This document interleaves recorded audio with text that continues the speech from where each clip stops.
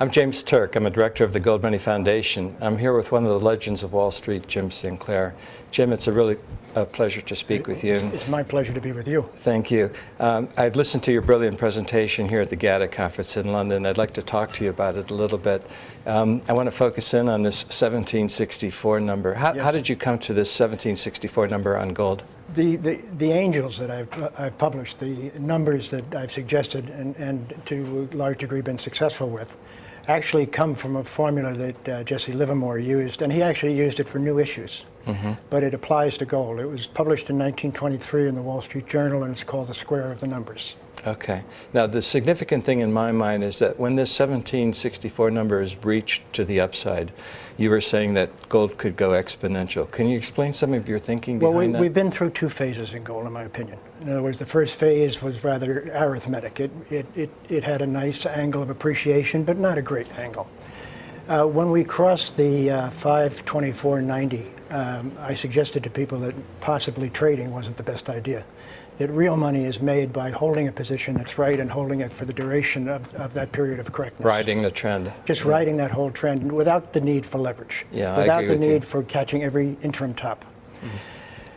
1764 has the same implications as 524.90 had.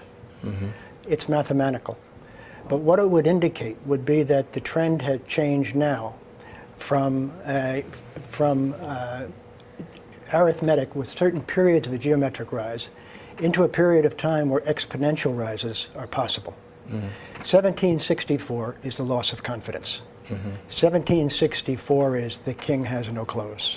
1764 is the transparency of the depth of our problems and the duration of our problems. Well, you hit the nail on the head, not only explaining, why gold is going up, but something to me that's very important, the sentiment indicators. For something to go exponential, there has to be a change in psychology of various participants around the world. So you're implying that sentiment is going to change negatively for national currencies and positively toward gold in such a way that it will just keep running? Lack of management. Something on its own. Situations developing without any plans on how to handle them, but rather just reacting to circumstances as they come. Yeah. The absolute embarrassment of the compromise that allowed the debt ceiling to rise in the U.S. Anyone who had any part in that arrangement should be embarrassed. It's becoming clear to the world that we react to circumstances in North America, in the U.S., without any plan whatsoever for what they might be. Yeah, I understand completely. So, policymakers they don't have the political will to do the right thing. They don't have the political will to turn around and get back on the right road and stop this train wreck that looks like it's going to happen. This is a slow train wreck. It's going to go on, in my opinion, right through 2015. This train wreck is circumstances creating decisions reactively. This train wreck is an out-of-control economic circumstance. This train wreck is exactly the same as if you and I spent everything we had, borrowed on our credit cards, and lost our job on a national basis. Credit is gone wild, and it's coming home to roost. But, this is something different. I've gone to countries like Argentina in 1991 to study the problems with the currency and hyperinflation. But, we're talking about the world's reserve currency here. Yes. So what you're suggesting is this is going to have a profound impact, not just in the United States, but everywhere? For exactly that reason. The reserve currency, the currency upon which other central banks have taken comfort, that reserve currency is broke. That reserve currency has debt that can't be controlled. That reserve currency is going to transmit its problems throughout the Western world. You probably remember from the 1970s when John Connally was President Nixon's secretary, and we were having one of the many crises, probably 1973, with regard to the dollar. And Connally said, well, the dollar is our currency, but it's your problem, speaking to the rest of the world. Is that still the same attitude today? That madness still continues, but I don't think continues anymore. Because I think that madness has been brought into the light of reality by the increase in the debt ceiling, based on nothing whatsoever, on a very poor compromise, on doing nothing, on just making a piece of paper, of just doing theatrics for TV. Well, this is interesting because what you're basically saying is the debt ceiling process where they finally did increase it after all of this political posturing and whatnot. That was sort of a wake-up call, not only in America, but also the rest of the world as to... It was a total shock. Yeah. I don't think any economic event in modern history has been as embarrassing as the so-called compromise, the so-called bill, and the so-called lauding of that accomplishment. And the market the next day looking at it and defining it as totally fallacious. Are you comfortable talking about the euro and what the implications of the dollar are going to be on the euro? It's not just simply the dollar on the euro or the euro on the dollar. That's day-to-day trading. Our problem is not a problem of just the U.S. dollar. It's in the entire Western world. Fiat currency? Fiat currency of the entire Western world. What Yeah. we lose, others gain. Yeah. There was a time when we had it all, and there was a time when we gave all of that back. Yeah. It's not simply what is Greece going to do today or tomorrow. It might be what is New York State going to do today and tomorrow. Or Illinois or California. And media, right, and media has focused on the euro, and our rating agencies are totally Europhobic.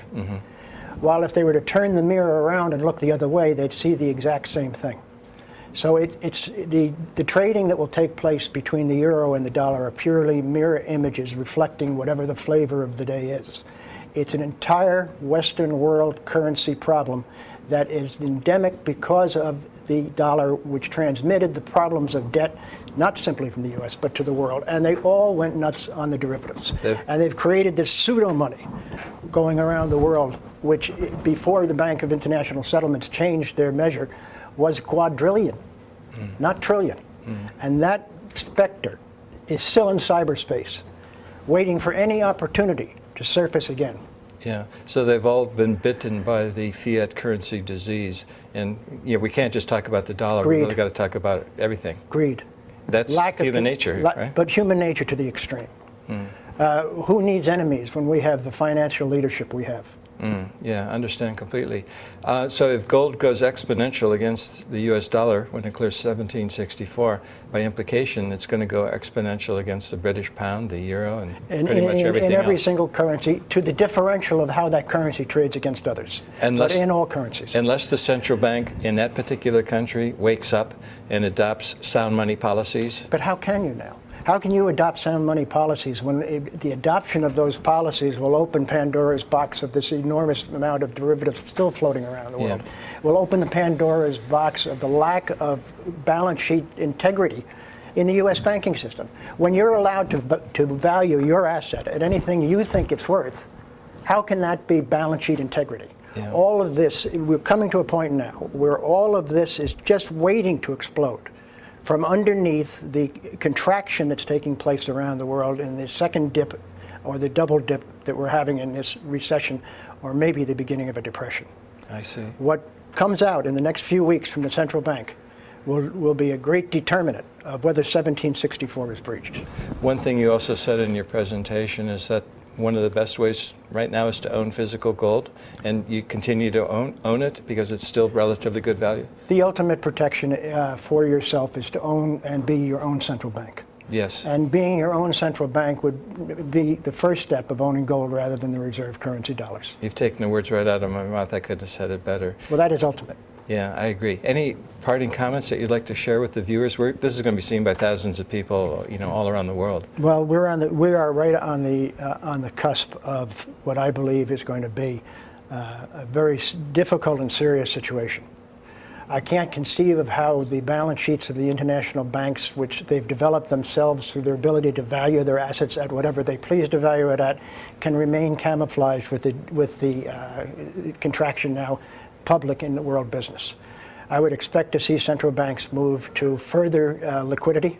I'd expect to see currencies move to further worth dash less rather than worth more. And those that have protected themselves now, I think, will benefit from that protection. But I think it's at a point where it's almost too late. Yeah, they'll benefit and help them get through the valley and be in a much better position when we finally work our way through this problem that we're facing. Exactly. Yeah. Jim, thank you very much. This has been a real pleasure, and I appreciate you sharing our thoughts. It's my pleasure to speak with you. Thank you. Thank you.